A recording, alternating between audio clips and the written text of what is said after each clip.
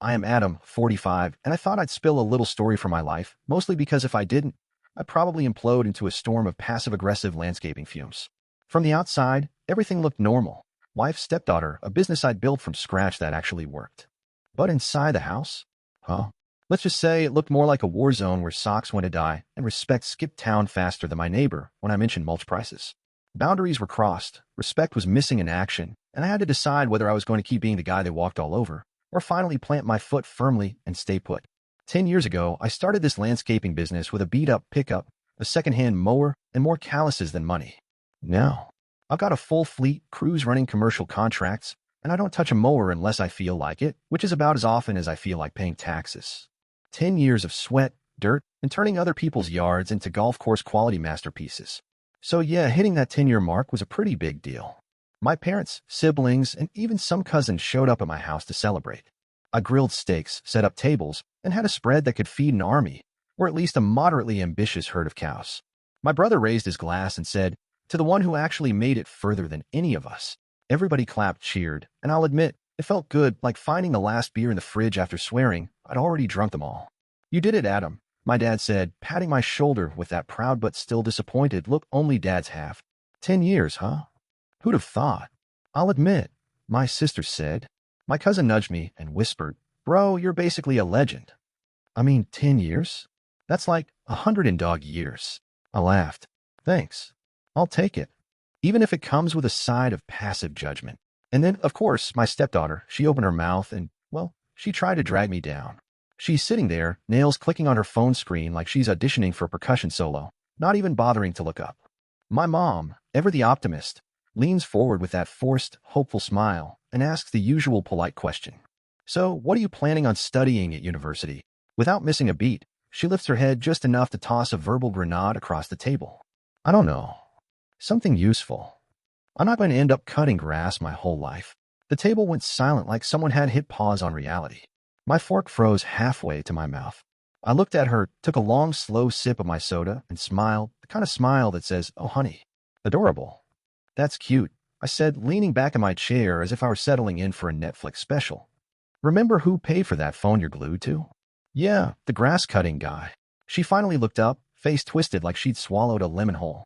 "I'm just saying I want better for myself," she shot back, voice dripping with youthful disdain. "Good," I replied, grinning like I just handed her a rake and told her it was a magic wand. "Because the way you act, I never hire you." My crew actually respects me. A couple people coughed, tried to hide their laughs, and failed spectacularly. The silence was broken by the soft snore of my brother, who tried to pass it off as a cough, but we all knew better. Stepdaughter turned red, ready to fire back like a tiny, furious cannonball, but predictably, my wife Mindy swooped in, wings of maternal indignation fully extended. "She's not your daughter," Mindy snapped, glaring at me like I just suggested replacing the fine china with paper plates. "Don't talk to her like that. At least she knows what she wants. Unlike you who got stuck doing manual labor. Most guys in this situation would have blown a gasket, maybe yelled, maybe stormed out in a dramatic swirl of napkins and shame. Not me. I just smirked and raised my glass. Right? Stuck doing manual labor that paid for this house, your clothes, and her tuition. If that's being stuck, I'll take it." The look on her face? Absolutely priceless. Dad even nodded at me like, finally, but inside, I wasn't laughing. I'd been putting up with disrespect from those two for years. Stepdaughter ignoring me at dinner while Mindy said, "You're not her dad. Don't correct her." Stepdaughter sneaking in late like she'd just returned from a covert spy mission. I asked where she'd been. Mindy snapped, "If you have a problem with her, deal with me.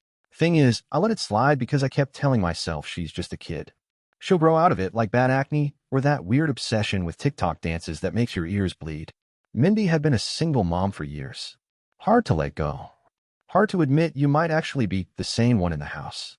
I kept making excuses like a bad sitcom rerun on loop, laugh track optional, but somehow still crushing my soul. But hearing both of them humiliate me at my own celebration, after 10 years of busting my ass, sweating over yards nobody appreciates, while they polish their Netflix and Instagram, yeah, that was it. That was the moment I flipped the switch. I didn't slam my fist. I didn't throw a chair like some cartoon dad having a meltdown over burnt toast. I just sat there, fork in hand, chewing steak like a monk meditating on life's injustices, nodding along, cracking jokes with my brother, pretending it didn't bother me. I wasn't about to give them the satisfaction of seeing me mad. What I was really doing? Planning.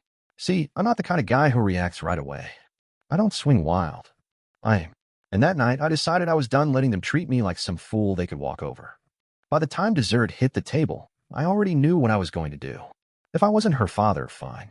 But they were going to learn real quick that I was the provider. And when the provider pulls the plug, things get dark fast. After everyone left, Mindy had the nerve to act like nothing happened. She cleaned up the dishes, kissed my cheek like this was a rom-com cutscene, and chirped, "Good night," as if she hadn't just eviscerated me in front of my parents. As if her daughter hadn't basically called me a loser with a side of sarcasm. I murmured, "Good night," back the most thrilling bedtime conversation since a broken thermostat, and went to bed calm and annoyingly controlled, because tomorrow morning I was going to work. I lay there thinking in punchlines and plans, the way you do when you're rehearsing revenge but are also legally obligated to be an adult. I've been funding the Netflix, the phone plans, the designer sneakers, apparently all part of my unofficial job description, human ATM and lawn whisperer. So instead of loading the truck or calling the crew, I decided to take a sick day from being everyone's favorite handyman. Work could run itself for a day. Payroll doesn't care if I chew the scenery for dramatic effect. Morning came and I sat at my desk like a gladiator in jeans, cracked my knuckles like I was about to wrestle a spreadsheet, and pulled up the bank's website. Fingers hovered. I felt like a detective who traded the trench coat for a polo shirt. If my money was the secret sauce to their social lives, I wanted to see the recipe. I wanted to know exactly what I was funding in my own house. I wanted to see where every dollar of my landscaping contracts was really going. I was going to make sure the next time my stepdaughter opened her mouth to disrespect me, she'd choke on the reality of who actually held her future in his hands. This wasn't revenge, at least not yet. This was stagecraft, a slow-cooking barbecue of life lessons. If they thought I was just the grass-cutting guy, fine. I was going to show them what happens when the grass-cutting guy stops paying for everything. And when I was done, they wouldn't just regret disrespecting me at dinner. They'd regret ever underestimating me at all. So there I was, staring at the screen, ready to trace the paper trail that funded their tiny empire. I've always kept an eye on the business accounts, ledgers, invoices, crew payroll, the works. But I'll admit I wasn't watching the personal ones as closely as I should have. Stupid me, trusting Mindy to handle household expenses. She always said, "You focus on work. I'll take care of the bills." Yeah, right. And here I thought that meant paying the electric and maybe stocking the fridge with something other than air and disappointment. I scrolled through the last few months, pretending to admire my own handiwork as a responsible husband. Grocery store, utilities, gas, all normal. I thought maybe she was finally adulting. But then I spotted something that made my stomach tighten, like I'd accidentally swallowed a rusty nail coated in betrayal. A regular payment every Thursday afternoon to a company name that sounded far too polished for what was supposed to be Scholarly Success Tutoring LLC. At first, I brushed it off. Stepdaughter had been talking about some private lessons for math, fine, whatever. Good grades are important. Except, wait, why were the charges showing up at the same time as hotel charges across town? One at 3 p.m. for tutoring, one at 3:40 p.m. for a boutique hotel 10 miles away. Every damn week. I leaned back in my chair and laughed out loud. One of those laughs that starts as disbelief and ends in quiet rage. "You've got to be kidding me," I muttered, shaking my head. The picture formed in my brain like a cartoon storyboard. Me at work, sweating through 12-hour days, mowing other people's lawns and polishing their patios, while at home my wife was supposedly dropping her off for lessons. Except the lessons weren't for algebra or geometry. They were for Mindy, learning anatomy in a hotel room. Once I saw that pattern, I couldn't unsee it. Every tutoring day matched a hotel charge like clockwork. And then came the kicker. Transfers from our joint account into a separate personal account I didn't even know she had.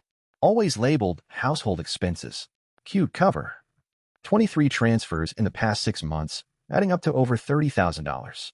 30 grand. I bust my ass landscaping corporate campuses and government properties, sweating through 12-hour days while making other people's yards look like golf courses. And she's funneling $30,000 into her side project with a tutor. I didn't throw the laptop. I didn't slam my fist. That's not how I work. I just kept scrolling, screenshotting everything, saving it all into a neat little folder on my desktop labeled receipts, because I wasn't about to play the emotional husband. I was going to play the contractor. And in my line of work, if you don't measure before you cut, you end up redoing the whole damn job. But I wasn't done. Paper trails were good. Video was better. I drove to the electronics store and picked up 2 high-definition cameras. Told the kid at the counter they were for improving neighborhood security. He gave me the standard upsell pitch. "Do you want the extended warranty?" But I already knew what I needed. 4K, motion activated, audio capable. Perfect. By dinner time, one was hidden near the front door, video only, which is legal on my own property. Thank you very much. I angled it just right to see anyone coming in when I was gone. The other was tucked away in a bookshelf in the living room, disguised among some old landscaping manuals. I tested the feed on my phone, crystal clear, just video with timestamps, more than enough to match with the hotel charges later. The next couple of days, I acted normal. Kissed Mindy on the cheek like nothing was happening. Asked stepdaughter how school was. Nodded through their excuses about homework, late buses, and mysterious club meetings. Meanwhile, every night I reviewed the footage, and there he was, the tutor, walking up my driveway right on schedule, casual as hell like he owned the place. At first, the pattern was hotel rooms every Thursday. But once the money squeeze started, they got cheap. And like any good cost-cutting operation, they started using my house instead. Sometimes they still booked a hotel. Sometimes they just did it here. Either way, the routine never changed. I watched him stroll in 10 minutes after I left for work and 2 hours later, walk out adjusting his shirt like some bad sitcom character who'd missed his cue. The anger was there, sure, but it had gone cold, like coffee left in a truck overnight. This wasn't about drama anymore. This was about gathering enough stuff to nuke their little operation without them even realizing I'd lit the fuse. By the end of the week, I had dozens of recordings, tutor showing up, lingering just long enough for a lesson, leaving the moment Mindy's phone buzzed with my heading home text. She timed it down to 15 minutes before I pulled into the driveway. That level of choreography wasn't a fling. That was logistics. I backed everything up onto a flash drive and locked it in my truck toolbox. No chance of accidentally losing evidence on my watch. Still, I'm not a litigating cowboy. I wanted the rules, not a poker bluff. So I booked a consultation, walked into the lawyer's office Friday morning, shook his hand like a man who'd been shaking dirt out of gloves for decades, and said, "I need to know my options if my wife's been committing fraud and adultery." The lawyer leaned back, adjusted his glasses like he was about to grade a particularly interesting test, and said, "If you can prove unauthorized transfers and adultery, you're in a strong position. You can recover the money, and in a divorce, adultery weighs heavily in your favor." I handed him the flash drive. He clicked through a few videos, raised his eyebrows, and nodded. More than enough. Just be smart. Don't confront her yet. Keep building your case. Timing matters, he said. Music to my ears. Timings are everything in landscaping and, apparently, in domestic demolitions too. So that's what I did. I kept taking back control piece by piece. Quiet, calm, strategic. I kissed Mindy like nothing was wrong, answered her texts, smiled at my stepdaughter's half-hearted stories about school.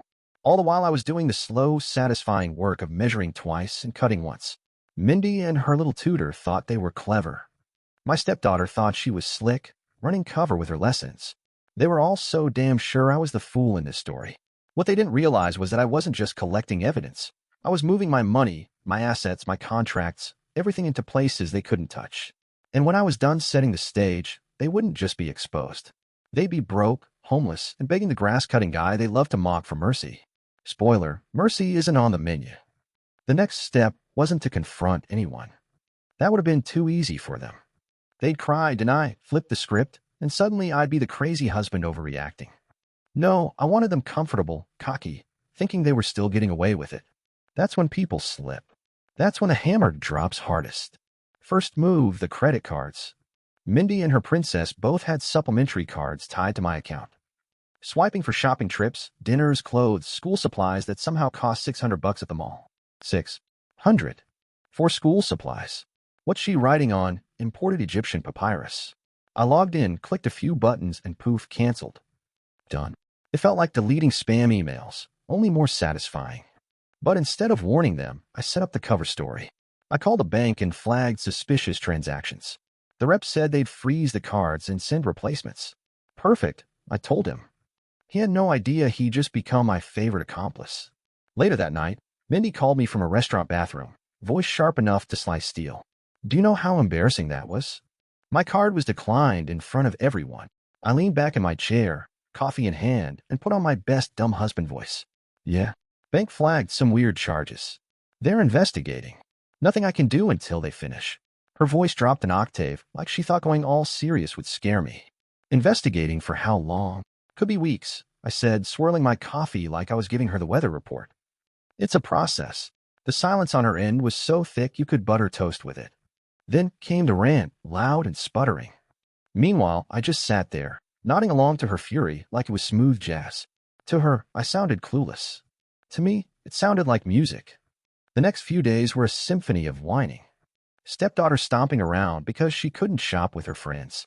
Mindy pacing on the phone, snapping at me about responsibilities. And me? I just nodded, sighed, and said, "Bank's still looking into it. We have to be patient." Second move, the car. The stepdaughter had this shiny little sedan she treated like her personal throne, rolling around like she was royalty. Guess who made the payments? Exactly.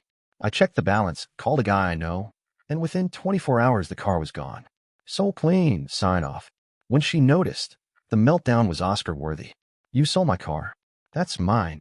I didn't even flinch. I corrected her calm as a judge. "No, it was mine. I paid for it, and the title is under my name. Plus, I can't afford luxuries while the bank's crawling up my back." "You'll live." Her face went red enough to stop traffic. "This is abuse." I chuckled and sipped my coffee. "Abuse is watching you drive around on my dime while disrespecting me in my own house. Consider this respect training." She stormed off, slammed her door so hard I thought the hinges might resign on the spot. Later, Mindy tried to lecture me, hands on hips, voice like she was the dean of discipline. "You can't just take her car, Adam. That's not fair." I shrugged. "If you think it's unfair, you can cover the payments yourself." Silence. Glorious, golden silence, because she couldn't. Third move, tuition. I didn't pull the plug completely yet, but I blocked the automatic payment. A few days later, the university sent her an email saying, "Payment declined." She came running into the kitchen like the world was ending.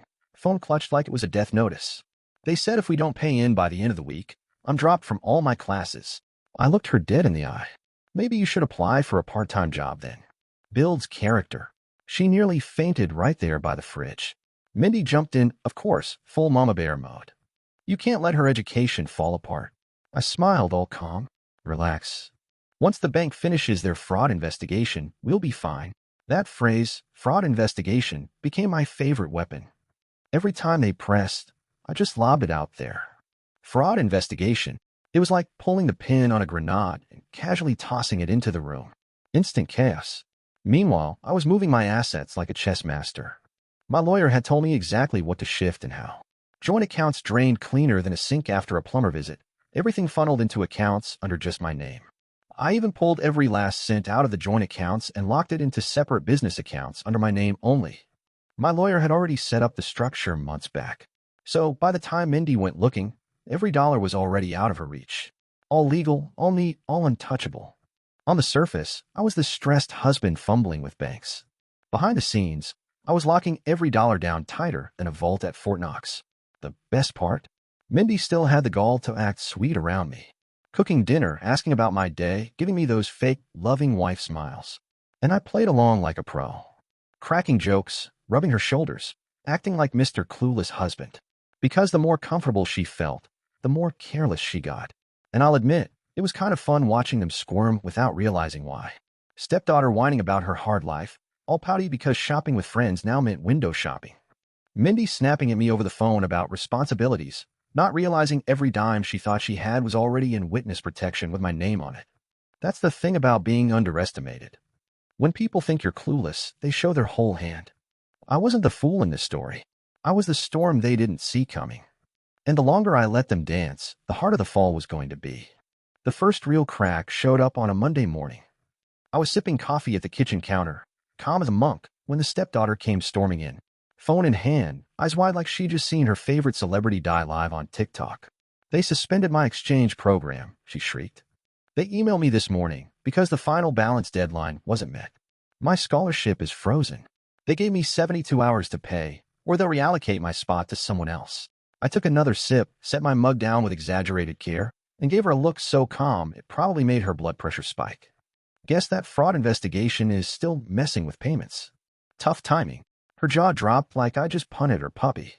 "Are you serious? This was my dream. You have to fix this now." "No," I said flatly, leaning back on the stool. "What I have to do is keep the lights on and the mortgage paid while the bank sorts this out. Maybe you should apply for a part-time job." Builds character. She gawked at me like I'd grown a second head. Mindy came storming in seconds later, already revved up like she'd been practicing in a mirror. You can't let her future fall apart. She worked too hard for this. I looked her dead in the eye, took my time with a sip of coffee, and said, "She's not my daughter, remember? You made that clear." So her education abroad isn't my responsibility. The silence that followed? Oh, it was glorious.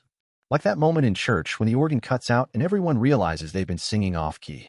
Mindy's mouth opened, closed, then opened again like she was auditioning for a goldfish commercial.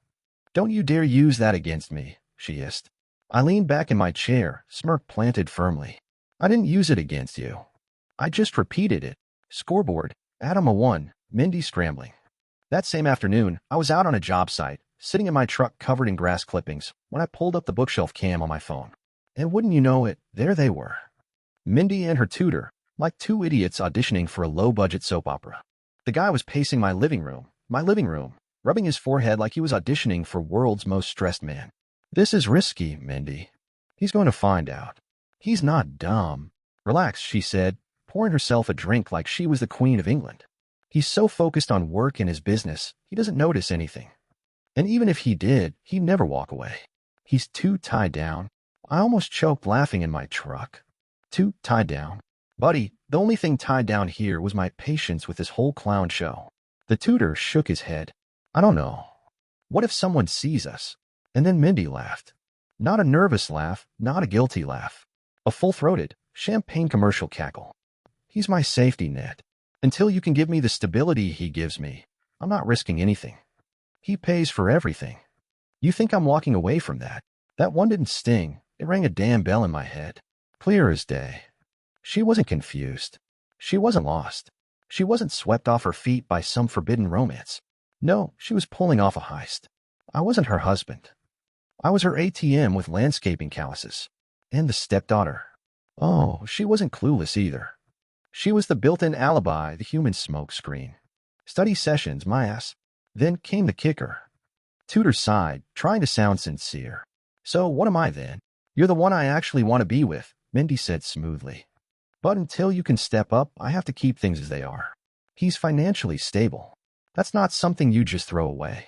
I paused the video right there, staring at her smug, frozen face on my screen. Smirk and all. And I shook my head, half laughing, half disgusted. If I needed more motivation, that was it. She just admitted I was nothing but her plan B.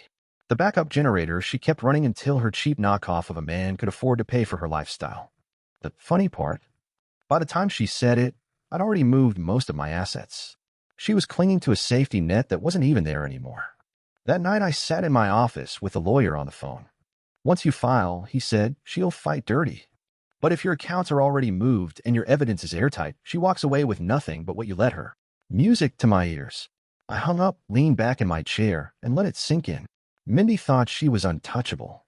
She thought she had the perfect balance, me as the wallet, the tutor as the fun. My stepdaughter thought she was slick, covering for her mom while riding my dime. They wanted to laugh at the grass-cutting guy. Cool. They were about to find out the grass-cutting guy doesn't just mow lawns. He clears the whole damn field when it's time. By now I had enough evidence to bury them both 6 feet under in court. But I wanted something they couldn't talk their way out of. Bank transfers, hotel charges, video clips, good stuff. But people like Mindy always try to twist it. It's not what it looks like. You misunderstood. Blah, blah, blah. I wanted them caught in real time with nowhere to run. The tutor was the weak link. The guy wasn't just some side fling. He was married. His wife had no idea she was being played. I figured if anyone deserved the truth, it was her. And honestly, having another betrayed spouse in my corner was like doubling my ammo. So I started digging. It wasn't hard. The guy's last name was on receipts from the tutoring sessions. From there, a quick search pulled up his wife Iris, a teacher at a local school, active Facebook page, couple pictures of her smiling with him, and their 2 kids like they had the perfect life. I thought about it for a night, then wrote her a message. "Hi, I know this is uncomfortable, but I have reason to believe your husband is involved with my wife. I can prove it. If you want to see, let me know." She responded within an hour. "Who is this?" Like I was some scammer selling extended warranties. I gave her my full name, even threw in my landscaping company, so she could Google me if she thought I was secretly the Nigerian prince. She didn't reply right away, but the next day, ding. "Meet me. I need to see what you're talking about." Straight to the point. No emojis, no polite small talk, just pure dread in text form. We picked neutral ground, a coffee shop, because nothing says betrayal reveal like lukewarm cappuccinos and stale muffins. She walked in looking like she'd rehearsed an alibi. clutching her purse to her chest like it was going to deflect bad news bullets. I didn't waste time. Just slid the laptop across the table like I was a shady detective in a movie. Press play. There he was, her husband, waltzing into my house like he'd just been handed the deed. And then Mindy's laugh in the background, her I'm cheating laugh, not the regular, I burn the lasagna laugh. Her face did this whole Cirque du Soleil routine, pale, then red, then pale again. She slapped a hand over her mouth and shook like she'd just seen a ghost auditioning for a cooking show. Oh my God, that's my husband. Yeah, I said, as flat as a pancake that had been run over. And that's my wife. She blinked rapidly, like she was trying to Morse code me for help. How long? 6 months. Every Thursday. While my stepdaughter is supposedly learning algebra. Which, spoiler alert, she is not. I flipped to the bank statements, the hotel charges, the transfers. It was like presenting a PowerPoint called How Your Spouse Became a Walking Red Flag. Her hand shook so bad I thought she was going to launch her latte across the room. Then she looked me dead in the eye and asked, "So what now?" That was my cue. I leaned in, real calm. Tomorrow, we both leave for work like normal. Only we don't. We come back in half an hour. If I'm right, they'll be inside my house, going through their greatest hits. We catch them together. No more denials. No wiggle room. She swallowed hard, stared at the table like it held the answers, then finally nodded. I want to see it. I need to see it with my own eyes. Good, I said, snapping the laptop shut like a mic drop. Tomorrow, we end this. Friday morning came, and it honestly felt like game day. I told Mindy I had to check on a big contract and kissed her cheek. She smiled at me with that fake Stepford wife grin, and I almost laughed in her face. Academy Award performance from her, but sorry, sweetheart, the Oscars don't hand out trophies for adultery. 5 minutes later, Iris texted me. I left for work. He thinks I won't be home until late. Ready when you are. I replied, meet me at the park. Then we go in together. We sat on a bench, both of us quiet like we were waiting for jury duty to start. She looked like she hadn't slept in days. Makeup doing overtime but failing, dark circles still punching through like unpaid bills. You sure about this? I asked, though I already knew the answer. Her hand shook, but her nod was steady. I need to see it. I need him to see me see it. That's the spirit, I muttered, standing up. Let's ruin their morning. We walked back to my house. I unlocked the door quietly, and the evidence slapped us in the face like a wet towel. Shoes tossed by the door, a woman's jacket on the floor, laughter drifting down the stairs. Iris stiffened beside me, clutching her bag like a talisman. I motioned for her to follow, and we crept upstairs, each step heavy and loud in a house that suddenly felt like a stage for a very bad play. The closer we got, the clearer the sounds, voices rustling, then those unmistakable moans that don't need subtitles. I pushed the bedroom door open, and there they were, Mindy and the tutor, tangled in my sheets like it was some illicit honeymoon suite. The tutor froze, eyes wide as dinner plates, hands scrambling to grab the blanket. Mindy gasped, hands flying, cheeks flushing like someone had poured hot sauce on her face. I leaned on the doorframe, smirk planted like a homing beacon. Well, I said, as calm as a man announcing the weather, looks like tutoring really is hands-on these days. Iris's voice cracked like a whip. You bastard, she spat. The tutor stammered. I can't explain. Explain what? Iris shot back, voice rising sharp and shaking. That you're cheating on your wife with someone else's? That you've been lying to my face for months? You're done, Dominic, she said, each word a hammer. I'll bleed you dry in court. House, car, child support, everything. He turned pale, like someone had switched his blood with skim milk. Minnie tried to jump in, voice trembling. Wait, it's not what it looks like. I laughed, the sound low and tired. Really? Then what's it look like? Because from where I'm standing, it looks like you two have been screwing on my dime. Tears started instantly. A waterfall performance. Please, just let me explain. Mindy begged, sobs choking the words. I pulled a folded paper from my jacket and tossed it on the bed like a layaway receipt. No need, I said. That's a temporary court order for exclusive possession of the house. My lawyer filed it this morning. The judge signed off and a process server already posted it on the front door. You've got 48 hours to be gone. Her hand shook as she picked it up. You can't. It's my house. It's my money, my rules. I cut in, voice cold. And you broke them all. The stepdaughter appeared in the doorway then, face drained of color.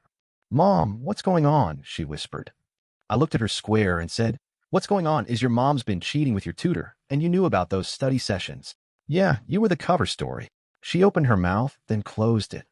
The silence answered for her. That told me everything. Congratulations, I said, cold as a freezer. You're just as guilty. You wanted to treat me like I was nothing. Fine. Now you're going to see what life without me actually feels like. Iris stormed out, muttering something about a lawyer. The tutor scrambled after her, begging like a fool. She shoved him away. Mindy reached out, sobbing. Mascara streaked like she'd face-planted into a watercolor painting. Please, we can fix this. I stepped back, shaking my head. No. You kept me as your plan B. Guess what? The safety net's gone. You're finished.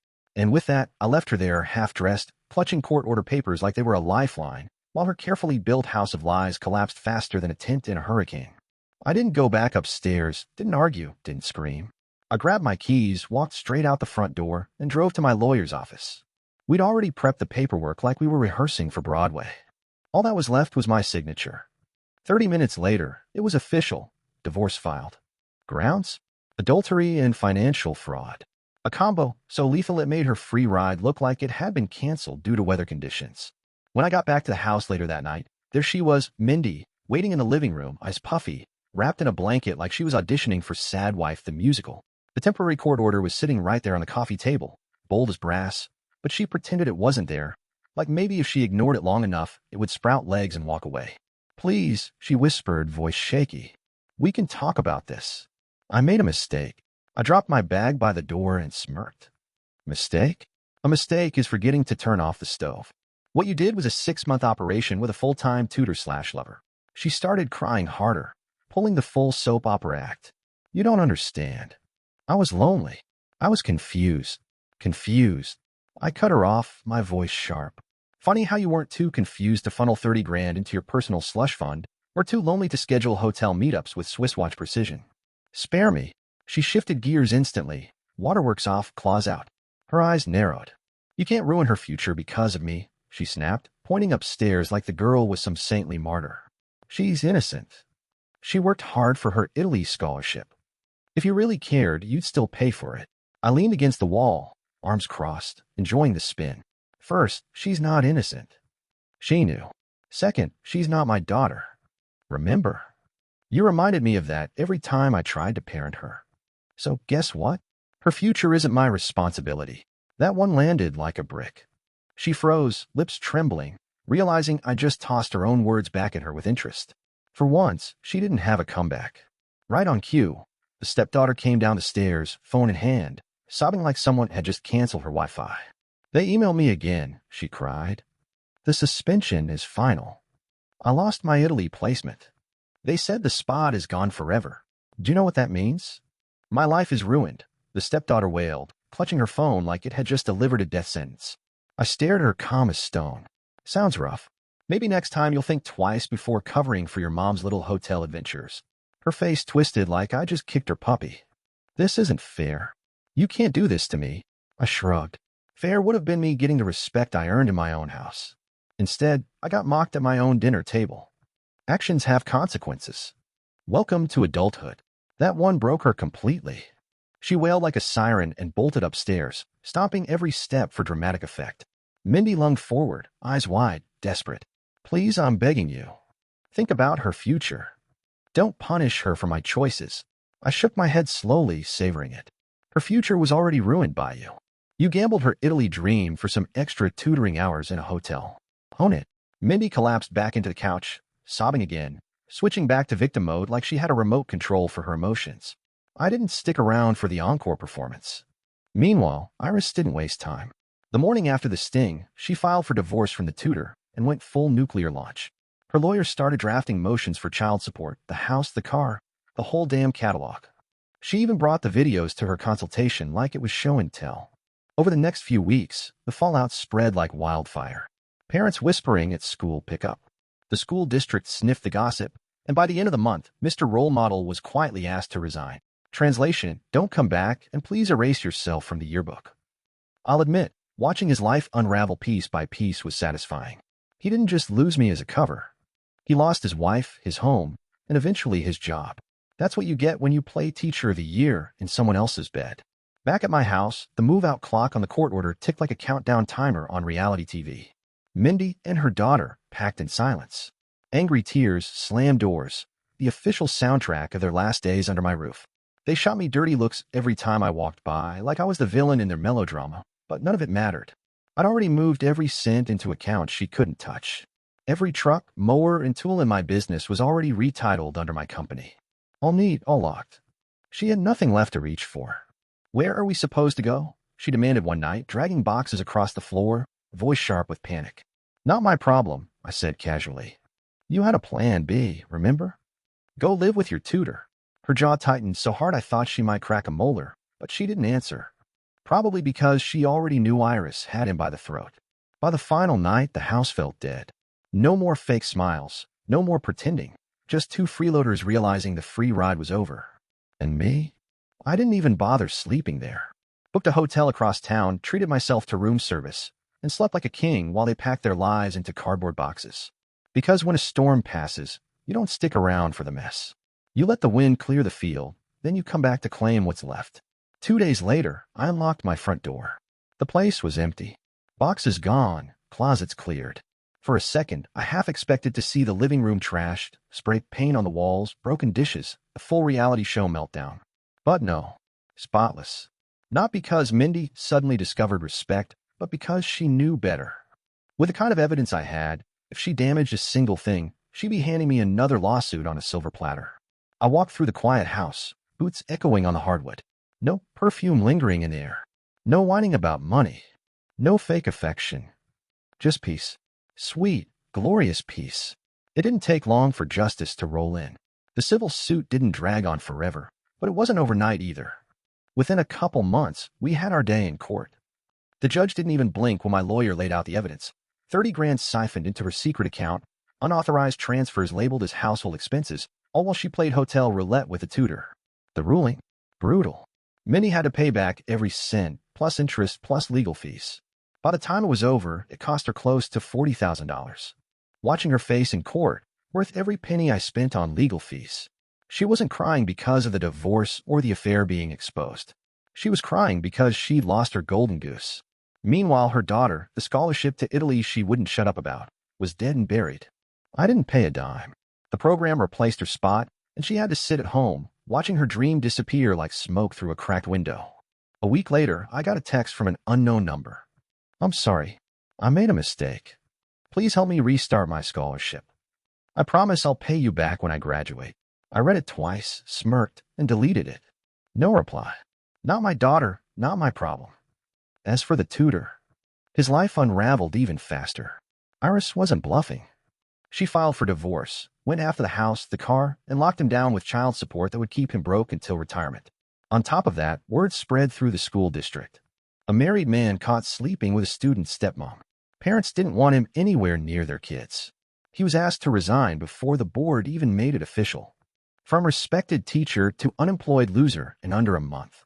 I didn't lose sleep over him. That was his wife's problem now. And she handled it with the kind of precision I respected. As for me, I didn't stick around in that house. It felt fake, like chewing cardboard with a side of disappointment. Since it was in my name alone from before the marriage, I put it on the market and sold it within 3 weeks. Then I bought myself a new place, top-floor apartment in a better part of the city. When I walked in for the first time, it hit me. I've been living with anchors tied around my ankles. And now, finally free. Business was booming, too. No more leeches draining my accounts. No more little princesses thinking my sweat paid for their daily Instagram likes. The numbers looked better than ever. I started scouting locations for a third branch of the company. 10 years ago, I was just a guy with a truck and a mower. Now I was running one of the biggest landscaping outfits in the region. Funny how cutting out dead weight makes everything grow faster. One evening, I stood in my new place, looking out at the city skyline, whiskey glass in hand, savoring the quiet. My phone buzzed. Case docket update. Iris had forwarded it. She'd taken custody of the kids. The tutor was officially back living with his parents, and apparently had to beg his mom for laundry money. From professor of hotel room affairs to laundry apprentice, career progression at its finest. And that's when it hit me. Mindy and her daughter had thought I was just some grass-cutting guy. Disposable. Easy to mock. Easy to use. But disposable. Huh? I was the reason they had anything in the first place. Once I pulled the plug, their whole world collapsed. I didn't just survive what they threw at me. I turned it into a win. My house, my money, my future, all intact. Their dreams gone. Their reputation shredded. And me? I wasn't bitter. I wasn't broken. I was sharper, freer, and more successful than ever. Sometimes life doesn't need revenge speeches or dramatic showdowns. Sometimes it's as simple as taking back what's yours, shutting the door, and moving on without a single glance behind you. Because in the end, the guy they laughed at for cutting grass, he was the one who cut them out of his life completely. Dear listeners, if you enjoyed this story, please subscribe and turn on notifications so you won't miss future updates.